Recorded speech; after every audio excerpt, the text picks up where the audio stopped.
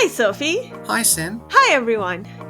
And welcome to another exciting episode of the last one of Snack these Covenant. you did had like a fancy intro. This isn't happy. It's serious. Oh, this is serious? We can leave this bit in, it's okay. And welcome to this very exciting episode of the Snack Covenant. After playing Bloodborne 10 years ago, you probably have a lot of questions.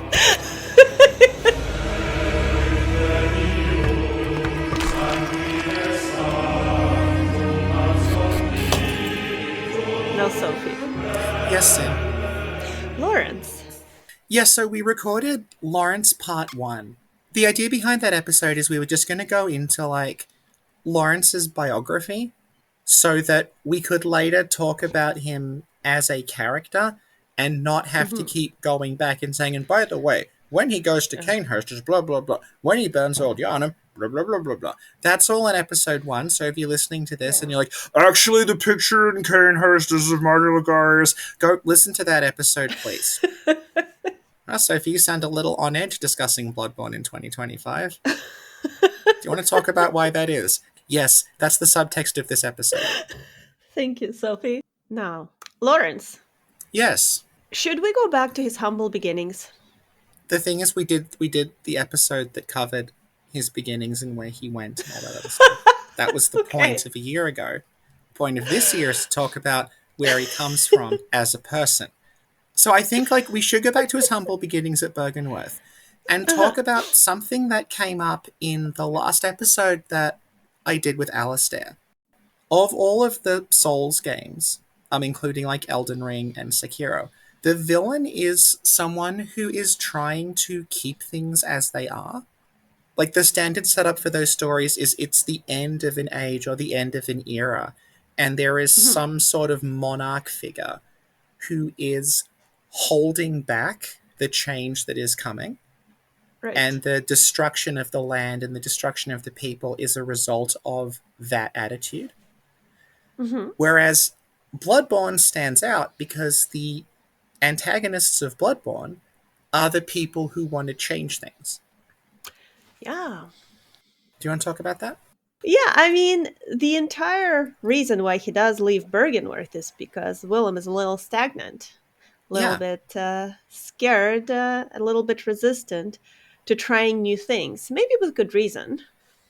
Yeah, Laurence is not only does he want change, his entire character and his motivation and the fact that he splits from this place in the first place is because he is so obsessed with wanting change now. Yeah. That he goes and does all these things against the wishes of people who also want things to change. So yeah, Willem is someone who also wants change. This is something that gets a little lost in the discussions, particularly early on when people viewed it as it's the conflict between blood and insight. It's not really. Willem isn't averse to using old blood to try altering human evolution. He just thinks we're not ready to do it yet, and if we do it, we'll get it wrong. And I think we talked about this. Willem may have already tried things, and they didn't turn out the way he expected, or didn't turn out well. Yeah. So he's kind of going by experience and thinking that we should probably wait before continuing. And I don't recall if we brought this up in the previous Laurence episode because it was a year ago, but if you listen to the way Mikolash is talking about Rom, it's very obvious that Willem did try something at Byrgenwerth involving Cos, and that's where Rom comes from. So you can kind of see it as okay, Willem did try to kind of do what Laurence is doing now. The end result was this Rom monster. And Willem's response is to immediately prohibit doing this again because he doesn't know what happened. He doesn't quite know what went wrong. Whereas when Laurence does things, Laurence creates monsters and his response is just keep going. Right. We'll get it right next time. Just do it again. And neither of them accomplish anything. Yeah. So we're talking about Laurence as if he is the radical one. He's the one who wants change, which in a sense he is. But he's very conservative in the sense that he is unwilling to challenge his own preconceptions about how the world works and about what is important. He's very conflicted in that sense. Like, he's willing to go out and change things, but he's not willing to change himself, essentially. And that ultimately functions as his downfall. Let me challenge you for a second, Sophie. Okay, What okay. makes you think he's not willing to change himself? So when I say that, like, Laurence is unwilling to change, if you look at, like, the things Byrgenwerth did, like, you don't ever really get to go back and see, like, pre-fall Byrgenwerth, apart from Lawrence's memory of it. But, like, the first kind of Byrgenwerth event that we get a good look at is the massacre of the hamlet. Mm-hmm. And this is way before the Healing Church exists. It's before Laurence has got it into his head that he's going to go off and do something else. They are cutting open the heads of the people from the hamlet to try to look at their brains and the insides of their skulls to see if they're differently shaped, Yeah. to see if they have what Willem's calling the internal eye. So, like, Willem is approaching this concept of, like, enlightenment. In one sense, he's approaching it as a philosophical concept, as, like, we're going to expand the way our brains work by meditating and learning and, like, focusing our thoughts on things. But also, he's approaching that from a physical point of view, which is like, well, if we want to make our brains work differently, we need to cut open the heads of people and look at the shape of their brains and the structure of their brains, and we'll learn how to think differently based on that. So even though Laurence is radical in the sense he rejects Willem's prohibition against using the blood, he still carries that ideology through to the Healing Church. Like, the first thing that's sort of on record Laurence doing at the Healing Church is what happens at Mm-hmm. the research hall, which is literally, we're just going to inject people with a whole lot of just, like, slime and blood and water and see what happens to their heads. Ah, not unlike MK Ultra. Not unlike MK Ultra, yeah. Yeah, so he carries through that belief that, like, people are just sort of reducible to physical systems that you can crack open and look at. That's the thing he never challenges. And you get the impression that, like, later in his life, Willem maybe did challenge that. The whole situation with, like, Rom and the meditation and everything, you get the sense that, like, Willem has sort of, that shook him, and his response was to kind of, like, think, I need to start over with a different point of view. But it's just he never got to a stage where he was satisfied with that other point of view. You know, you're talking about it. I'm thinking, perhaps after Byrgenwerth genocided some people to look into their brains. You know how Maria was consumed by guilt, Yeah, um, and maybe Willem, maybe not immediately, but eventually was also not feeling too good about what he did. And yeah, maybe that's why he was partially just sitting on his balcony and meditating over his sins. But I got a little vision of, Mikolash. yeah, yeah. Maybe maybe he was like a regular dude before participating potentially in the genocide, and afterwards maybe that's the effect that it had on him, where he became a little bit obsessed, a little bit Mikolashy, let's Mhm. say. But Lawrence stayed the same. Lawrence, the unshakable. Yeah. No, it's interesting to look at, like, there's a progression in the atrocities that they're actually willing to partake in. Because the whole thing starts with, like, Byrgenwerth, Healing Church doesn't exist at this point, and the hunters kill all the people in this hamlet. And like you say, like, that rattles people. Like, it clearly rattles Maria. Mhm. Like, it destroys her mentally and emotionally. It clearly has a massive impact on Gurman. Laurence seemingly isn't affected, like you said. We'll sort of get back to that later on. But, like, the Mhm. effect it actually seems to have on Laurence is he's just willing to do it again. Yeah. So he does the same thing to Canehurst, which is, like, it's a castle full of people. Then he does the same thing to Old Yarnum, which is, like, an entire Yeah. suburb. It's like the sort of the scale is gradually increasing. And then, like you say, after Old Yarnum, Laurence sort of seems to drop out of the story. Like, that seems to be around the time that he transforms and disappears. And Mikolash maybe not officially takes over in his stead, but is clearly trying to continue the same line of investigation. And Mikolash's whole thing is he's going to essentially destroy the entirety of Yarnum itself.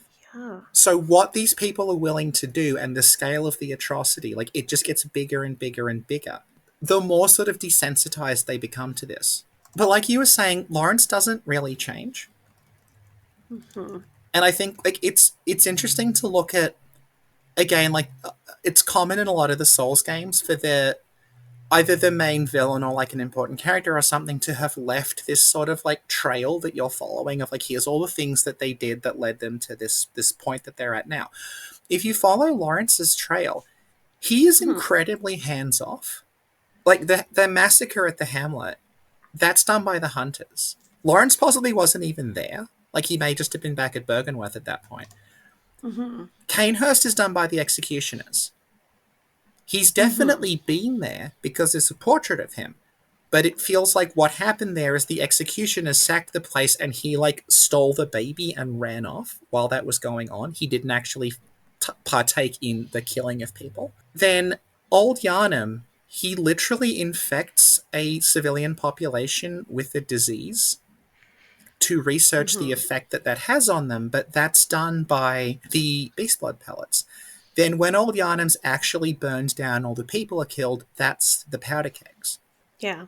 So the whole time, like, he is very, very hands off. Whereas someone like Maria, if you look at the way the research hall is run, the patients in there are calling out Lady Maria, where are you? Because they're used Mm-hmm. to her being there. Like, even though you don't see it, but you hear about it, these stories of like, Maria sitting by the bedsides of the patients. Maria has this relationship with Adeline where she's like feels bad for Adeline. She's given her the key to the balcony so she can smell the flowers. And, Mm-hmm.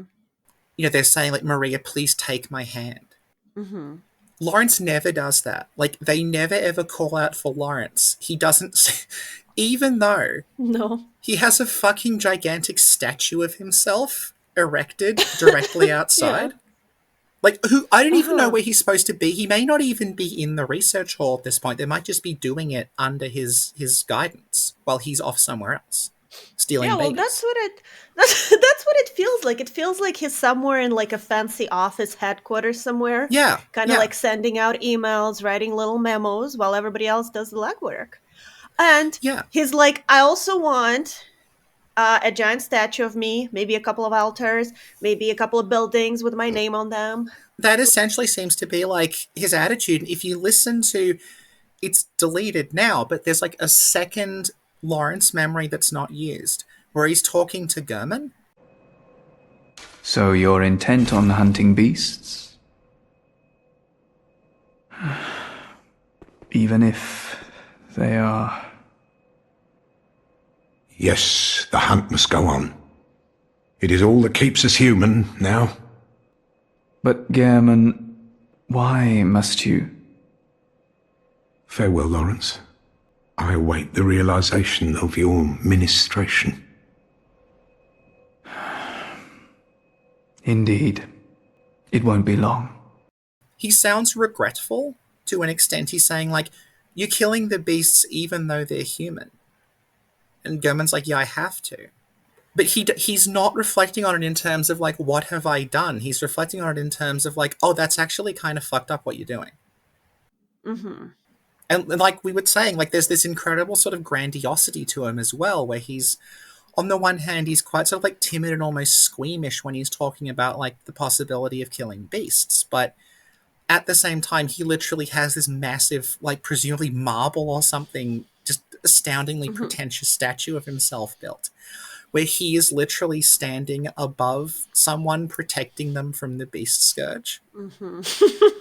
And it's like, not only did you create this problem in the first place, you're not even willing to be there when this affects people. Sophie, let me ask you.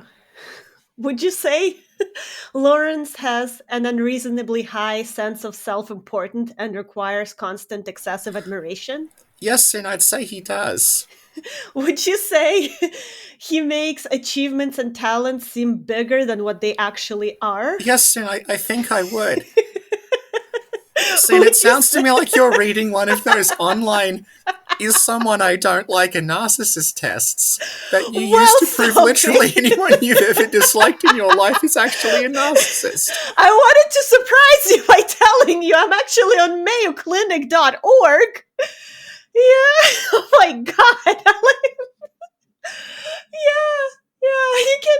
I wanted to look up like a test. Let's test Laurence for narcissism, but they all require you to put in your email. I'm like, I'm not doing that. Laurence isn't worth that. I don't like those online narcissism tests because they're incredibly vague and you can just apply Of them to anyone course, you yeah, don't like. But yeah. I also feel like if you've had a giant statue of yourself built, you can just skip the test. I like how there is a part here that says, "When should you see a doctor?" It's like I am a doctor. immediately. No, but that's not even like really a joke because Laurence is approaching this as like, well, I'm the smart one and I think this is fine. On the next episode, we'll analyze his body posture to see if he's lying or not. But the thing where you're saying that like he's a narcissist and everything, like the thing about like Laurence is someone who wants to change the world, who wants to change humanity, who wants to like push us forward, is the game is not actually condemning him for having those aspirations. Because as you'll recall, the quote unquote best ending of the game involves you pushing humanity forward. Like you become the new great one. And Yeah. like again, this is all like it's a little vague, it's a little abstract, but the implication is definitely that like you become the new great one, the hunter's nightmare just kind of stays there. And then history sort of resets. And then in the future, like another group of scholars will somehow find the hunter's nightmare. They won't know what it is. They'll call it like, that will be their nightmare frontier. And you'll be the new great one. And the whole thing will play out again. And the implication is like, yeah, that's probably where Cos came from. Like Cos is the result of this happening in Lauren. And ascending into a great one is viewed as like, yeah, you've actually sort of reached this like apex of evolution. And the concept of there being an apex of evolution is itself kind of problematic. But aside from that, like the game is not actually saying that it is wrong to want to push humanity forward. It's wrong to want to change. It's just saying that Laurence can't do it. Because Laurence is so bereft of empathy and does not understand people. So his attempt at pushing humanity forward is this complete disaster. Well, that's what I was thinking too. Like, Laurence tries so hard to push humanity forward. Here comes a random hunter and does that thing in a night. That must be frustrating. No, this is true though, because like, this is why I get frustrated that it's like 10 years later and people are still going, yeah, Bloodborne, it's a work of cosmic horror where humanity is meaningless. Like, no, it's fucking not. Like, that's actually Lawrence's thinking. Clearly, the Great Ones are not these completely unknowable, incomprehensible things it's impossible to understand. If some rando can show up the night before and turn into one in the morning, they're not like Azathoth. They're not like Cthulhu. They're something you can actually understand the thoughts and motives of. And the idea that humanity is meaningless in this universe, it's not. Humanity is actually like what's required to progress. Like the problem with Laurence and the Healing Church and Willem and all these people is that they don't have humanity. They don't think about humanity. They think about everything in terms of like systems, in terms of like the size of the head, in terms of like what structures are on the brain, in terms of like we'll take blood and we'll look at the blood and we'll like put all these people in these numbered wards, and then every single ward will have something different done to it, and we'll pull them out and then we'll see what they do differently. That approach is what gets you nowhere, and that approach can't understand the Great Ones. It's understanding and engaging with that human aspect. And like again, like I was saying, the implication, they never say it outright, but it's definitely implied. This is an actual I want to be clear, this is an actual implication of the story. This is not like I thought about this and you can't prove a negative. Like the actual implication is that the Great Ones were also people at one point. They're people who ascended to a certain level, so they're not incomprehensible. They're just really, really highly developed people who've essentially turned themselves into something else. So like even though like Laurence and Willem are not like stupid, like they're clearly highly intelligent people, the fact that they can't engage with that human aspect is what dooms them. Like it doesn't matter how smart Laurence is and how many experiments he does and how much knowledge he gathers and how many notes he takes and how many people end up dying along the way in these experiment after experiment after experiment. He's not going to be able to push humanity forward because he doesn't actually care about humanity. Another thing about Laurence is like we talked about how you're kind of following in his footsteps a lot of the time. Like you're going to the places he went to and you're seeing what he did there, which is again Mm-hmm. common to the soul stories. But it's also interesting to look at how he's engaging with those places because like we talked about how he's not really engaging with those places. He's just causing a catastrophe and leaving. And like Mm-hmm. he's a character who is defined, I think, largely by running away from the problems that he's causing. Yeah, It's true though. actually. Yeah, yeah, yeah, yeah. Because like if you look at everything, like going back to the Hamlet, Yeah. the solution that the Healing Church come up with to the Hamlet is to stop anyone ever going back there. Mm-hmm. Like they put Maria in front of the Hamlet and like you can never go through the clock and find the Hamlet. Yeah. Canehurst, like I don't know exactly how they're supposed to have gotten there in the first place, but you can see that the bridge has been destroyed. So it's like, Yeah. did they wreck the bridge so you couldn't get back there? Like I actually don't know. I don't know how long that bridge is supposed to have been wrecked for. But like the other thing is like he puts this prohibition on Canehurst. Like everything about Canehurst, everything about the blood, like that's dangerous. You're never allowed to touch it. To the point where Mm-hmm. like Adela will kill Ariana if she figures out Ariana's from there. And then like Yeah. Old Yarnum, what's the solution to Old Yarnum? We seal it off. Like we lock the door and no one's ever allowed to come back into Old Yarnum again. So what he's doing is like he's wrecking all this shit and then he's just turning around and going, well, we won't talk about that again. We'll just move forward. So in a sense, like again, the idea of Laurence as someone who wants change, it might sound positive. If you phrase it like that, he's the one who wants change. He's Mm-hmm. the one who wants to push things forward. But he's so concerned with moving things forward that he leaves this absolute trail of destruction. And his solution is always, well, just keep moving forward. The thing is, unfortunately, he's not moving forward. He's more like moving sideways because he learns nothing and he keeps doing the same thing over and over and over again. Well, I think what's interesting about like Laurence learning nothing is if you look at the development of the Healing Church, they gradually just start giving up on having any scientific pretense. And they just start doing like straight up Thumerian necromancy rituals. Like that's what Mikolash ends up doing. Like if you look Uh-huh. at the Healing Church's like history, they start off in this like it's a laboratory. I don't know where they Mm-hmm. got it from. I guess they just colonized a church that already existed, but like it's a laboratory. Like they have like patients are in beds and there's like they're keeping records. They have like Mm-hmm. they're hooked up to IV drips. Yeah. All the rooms are sort of numbered and ordered, and they're like taking like tests and things to, and they have like bodies are on these tables with these like calipers on them to see how the head is working, things like that. Then by the end point, it's literally just like the school of Mensis and a bunch of dead bodies Mm-hmm. trying to like end the world. I know it's something that's never really settled, and it's honestly, I'm just gonna say it's very confusingly portrayed in Mm-hmm. game. But like the way that going back to the Hunter's Nightmare, you see that in the olden days, like the Grand Cathedral, it's guarded Mm-hmm. by hunters, it's guarded by humans from Yharnam who are like serving the church, and in the present, like literally those exact places are instead filled by those church servants that are clearly Thumerian Uh-huh. and like they're being protected by like these giants that like you can see they're digging them up under Yosefka's clinic.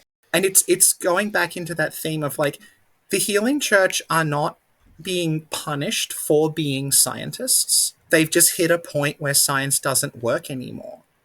And their solution, instead of accepting that, is to just keep pushing and doing more and more and Mm-hmm. more damage. And then eventually they just give the fuck up. And they're like, okay, Mm-hmm. we're doing blood rituals now because nothing else is working. So you know what you're saying actually answered kind of like a question or a feeling I had in my mind because when you go to the research hall, right? Yeah. Like when you think of research and experiments, you're thinking of like a sterile room. You're thinking of Mm. a clean space. The research hall is goddamn disgusting. Yeah. Like the patients are not taken care of, everything is dirty, the equipment is clearly not upkept, and you know, like dead bodies are everywhere and Yeah. like blood. And but now what you're saying, it kind of paints a picture for me where it's like, okay, at first it was a sterile place where things functioned properly, it was clean, Mm. it was dusted, everything had its space. And with time, it just devolved into what we see now, where there is no structure, there's no cohesion. Everyone just does whatever they want. And instead of doing science, yeah, they're doing blood rituals and just, ugh. Yeah, I mean, you get there just as it sort of collapses. Yeah. Like, it's interesting also that, like, you get there and the problem is that the patients have all gotten out and rebelled against the doctors. Yeah, that's true too. Yeah, yeah. So, like, ultimately, like, if you look at the way it's structured and the way that you, like, kind of quote-unquote win in Bloodborne, it's like you have like Willem and Laurence and Mikolash and these people who sort of see themselves as like, I am so smart, I understand the universe, I'm going to be the one that like pushes humanity forward and I'm going to do it my way. But they can't do it. And they leave this like absolute trail of like trauma and destruction and death in their way. And what you do as a character is like you win by facing that down. You look at the massacre of Canehurst, but the culmination of that is you are talking to Annalise, like you're talking to like the person who was hurt by it, who had her child stolen. And like Old Yarnum, who do you interact with in Old Yarnum? You interact with Jura, who's the guy who's like talking about these are people. Like the church did this to them. You shouldn't be hurting them, which is a bit weird because they hurt you anyway. Like there's a set piece in Old Yarnum where if you go to that church where there's the blood-starved beast corpse sort of strung up in a crucifix pose. This is sort of hard to see because it involves not aggroing the monsters, but if you manage to make it through without aggroing them, they're singing. Like there's actually this like beast hymn that they sit around and sing, and you find like beasts in that area that are just sleeping, and like you're constantly facing down like this is what the healing church ignored. Like they're ignoring the humanity of what is going on. They're ignoring the pain that they're causing. They're just damaging things and moving on. The entirety of the Old Hunters is about going back to the place where the healing church said you're not allowed to go here.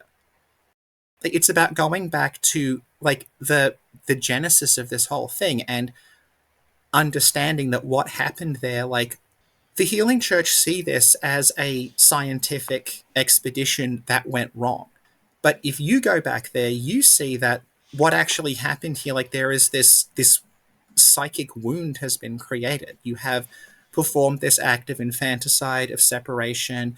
You've created all of this grief. You have, destroyed these people psychologically as well as physically. And that's the important part. It's healing that. And again, that makes me wonder again, like, how did he disseminate his findings? Like, did he do like lectures? Did he present his results? Did he try to embellish things? Like, who is he telling this about, You're stuck in Yarnum. I don't think your papers are making it overseas. I don't know if you're telling people about your discoveries because you could potentially, like, I don't know, it's not good. It's not good things that you're doing. You probably don't want regular people to find out about this. He doesn't want people to find out about it because, like, that's why the healing church is built the way it is, because you have the patients out the front. And then in order to get to the point where they're actually doing the, like, Eldritch Space Monster research, you have to use the eye pendant on the altar, and that takes you up. And they're very clear that, like, they're doing this all behind closed doors. And, like, Simon says something to that effect. Like, when you actually get into the research hall proper, it's like, yeah, this is what the church are really doing. But presumably the people of Yarnum don't know they're doing that, and probably no one knows they're doing that. Because if you revealed you were doing this, people would want to stop you. Yeah. So it's like a secret society. Yeah. So, like, I'm just trying to pin his end game. He literally just wants everybody to evolve. But then, like you said, you're making giant statues of yourself. So what do you want, Laurence? That's the goal of Byrgenwerth, like, stated from the beginning. Because they say that, like, one of the most important item descriptions in the game is actually clockwise metamorphosis, because it just pins everything down in, like, one sentence. Which is, the discovery of blood made their dream of evolution a reality. So they're already thinking in terms of, like, how does human evolution work? Can we control it? Can we make it happen a certain way? And then they find the blood and they're like, aha, this is how we'll do it. So, like, presumably prior to that point, they do understand, like, it's confusing to talk about evolution in this world. If we say evolution and we're talking about people who appear to be, like, vaguely Victorian, we're thinking in terms of, like, Darwinian evolution. Whereas in the Bloodborne universe, it's not clear how evolution actually works. Like, it sort of presents like a teleological kind of evolution, where like there's something really complicated that everything is gradually evolving to, and organisms are gradually getting more complex. So I don't really know how evolution is supposed to work in this universe. Yeah, so no, Sophie, tell me, for reals, did Okay. Laurence want to evolve on his own? Like, I'm just evolving? Or was he gonna evolve everybody with him? Or like... Well, all right, so it looks like only one person becomes a great one at a time, right? Because like when we do it, it's just us. And when we look at like Cos, who is linked to Lauren, there's just like one Cos and then a bunch of little squid baby Causes. So I think it's like, if you look at the way that Thumaru is described, it's like Thumaru is a civilization that unlocked the Eldritch Truth. But like that seems like a civilizational thing where like the whole of the civilization, quote unquote, evolved into something else, and that's why like they're, on some level they're human because like their descendants can kind of go back to being human after they've been on the surface long enough. But the Thumerians, like they're supposed to be like superhuman. Like it outright calls them superhuman. Like they're humans, but they're taller, they're more powerful. Right. Like they're in contact with the Great Ones. They get married to them, which normal humans don't do. So I think the idea is like he's maybe trying to create something like that. I guess so. Yeah. But like it's also possible that like he doesn't see it as, I, Laurence, am going to be the king of the new world. He might just see it as, I, Laurence, as the smartest man alive, have the solemn duty of forcibly evolving humanity because no one else can do it except me. Like he might view it as that, as this like kind of really like a form of like complete all-consuming narcissism that he doesn't see as narcissism. He sees it as like, I am the Atlas of this new world. It is my fate. Oh my god. Yeah. Yeah, but he didn't figure it out. Like, I'm just trying to be like, who raised you? Like, what happened? Like, why is this like your obsession? This is the thing about like Laurence as like an agent of change. Like he's a radical agent of change in the sense that he's the one who goes out and starts doing stuff as opposed to sitting on a balcony and looking at the moon all day. But he's clearly the product of a society that makes him think that way in the first place. Like he's the product of like a group of like scientists who view themselves as like rational, who view themselves as like above everyone else. And that's the thing he doesn't change. And that's ultimately what dooms him. It's not that he goes out to change things, it's that he won't change his own thinking. Do you think if he got therapy, a lot of this could have been avoided? I think he would have listened. I guess, like, to sort of finish up, another thing I brought up with Alistair when we were talking is, like, the way that a lot of the discourse around Bloodborne ultimately just mirrors the way Laurence did things. As Alistair said, Bloodborne is the gender game. Like, Bloodborne is a game where, like, there's this crying baby throughout it. There's like a vision of this woman in a wedding dress. There is blood on her abdomen. She is standing on a lake that is going red as a red moon appears above her.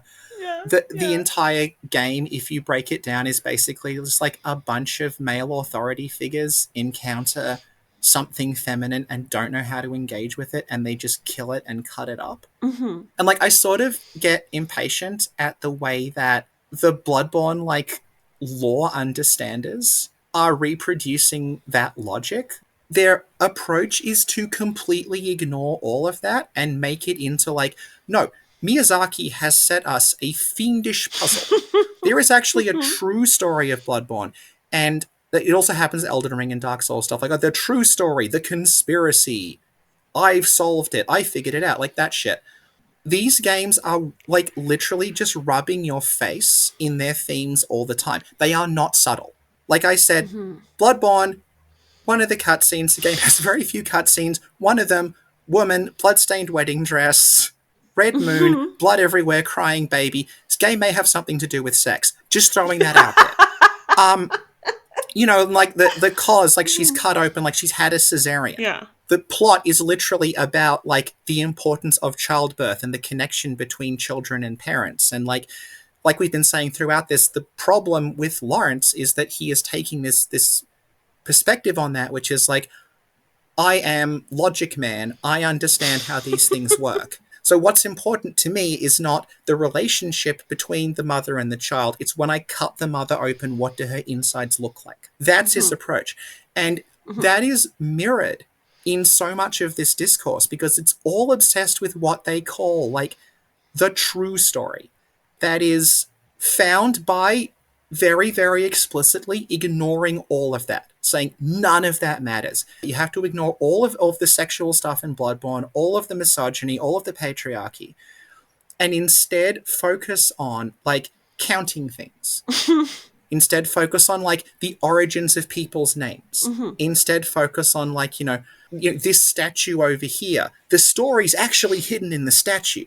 And what fascinates me is like people are still doing this now. Like I'm still getting recommended, no matter how many Chrome extensions I install to block them, I am still getting recommended like Bloodborne finally explained. And what gets me about it is, like I've been saying, it's reproducing the logic of Laurence. It's looking at this game that is absolutely, completely committed to, at every fucking turn, making you think about like pregnancy, making you think about how like the patriarchal structure of science affects women, making you think about blood, making you think about things that happen to people's bodies, making you think about childbirth, making you think about parent-child relationships. Like every single part of that game is rubbing that in your face.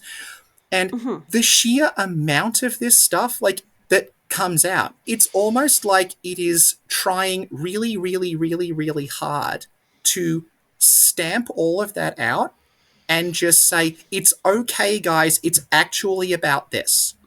Don't focus on anything else. If anyone tries to tell you that this game that opens with an abandoned child crying might have something about children, don't worry. Don't worry about it. It's actually about, like, if you look at the origin of the character's name and you count the letters and you do this other thing, that's what it's turned into. Like, we've joked about, like, Miyazaki leaving cut content in to test our faith, but, like, there's so many people who legitimately believe that, like, every single word, every pixel, every texture was planned out to the nth degree beforehand and just put in there to serve a specific purpose and no other purpose. And the thing about Bloodborne is, like, you can just crack the fucking thing open and it will have in it, here's all of the unused characters. Here's all of the drafts we didn't use. Here's characters and enemies and things that we know from the retail build in one place, but they're actually from another place. Here's characters with different names. Here's different descriptions for the items that you're using to tell the story. Like, this thing was always in flux, and I think that's one of the things about Bloodborne that makes it so engaging, is because it wasn't really planned out to that degree. Like, it feels like a fever dream. It feels like Miyazaki started with his, like, Brotherhood of the Wolf Call of Cthulhu fanfic thing. And what's happened is, over time, like, he has started zeroing in on these themes that were not that important in earlier versions, and he's bringing them out. But he's bringing them out with just whatever he happens to have lying around in the asset folder. So, like, Queen Yharnam, the character we keep talking about the importance of, she's not fucking Queen Yharnam until very, very late in the day. She doesn't exist. She is a boss for the Chalice dungeons called Fumarian Bride. But, like, at some point in development, very, very late development, Miyazaki seems to have realized, oh yeah, if I want to keep bringing these themes out, I need, like, this sort of wronged woman, this, like, wronged mother figure. That's what makes it so compelling, because it does feel like it's just someone kind of working through their issues on the fly and not really editing them afterwards. So when people say, like, do you wish Bloodborne had an extra 6 months of development to quote-unquote fix it? I'm like, it would have been nice if the thing held together logically a bit better, but at the same time, I feel like if they had have had 6 months, they might have gotten rid of all of those parts that appeal to me. And the same is true of all of the Souls games. Like, these games are appealing, to me at least, primarily because, like, they feel very raw and rough, and that makes them feel like they're a personal project, not something that was, like, micromanaged to the nth degree. Like, these games that just completely defy all the kind of conventional wisdom about how you're supposed to do action RPGs. If those resonate with you, you kind of need to, like, stop being a Laurence. And you need to really think about, like, why. You know, it might make you reconsider whether your understanding of, like, conventional wisdom about, like, how stories work and how games work, maybe that's actually quite limited. Maybe the fact that these are ignoring all of those conventions are why they're resonating with you in the first place. The Souls games use ambiguity and misdirection and unreliable narrators, but instead of looking at, like, the ambiguity and the misdirection as these are storytelling devices that the games are using to tell a story, it becomes, oh, these things are just there to be confusing. Mm-hmm. The reason we don't get the full picture of something is that the full picture is secretly hidden in there, and Miyazaki wants us to go off and, like, read a bunch of paratextual information and obsess over, like, the number of toes on the foot of this boss, and then, like, the name of this character. If you put it into numerology, it means this. And it's like, it becomes that, because it's, again, like, that's kind of the only way they know how to engage with it.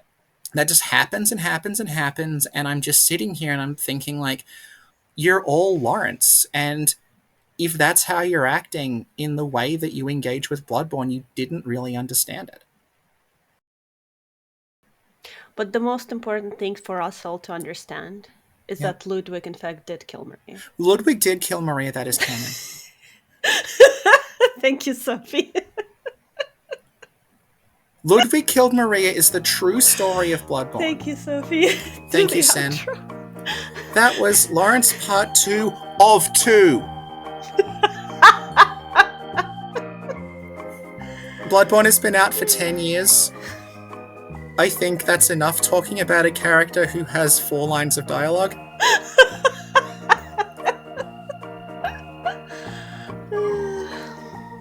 We've been recording for 1.5 hours. If you subtract the current length of the episode from 1.5, that's how much was cut. It's probably on Patreon, apart from some parts that might have been actionable. It's definitely on Patreon. So thank you, Sin. Thank you, Sophie. Thank you, Laurence. Thank you, maggot living inside Laurence's throat.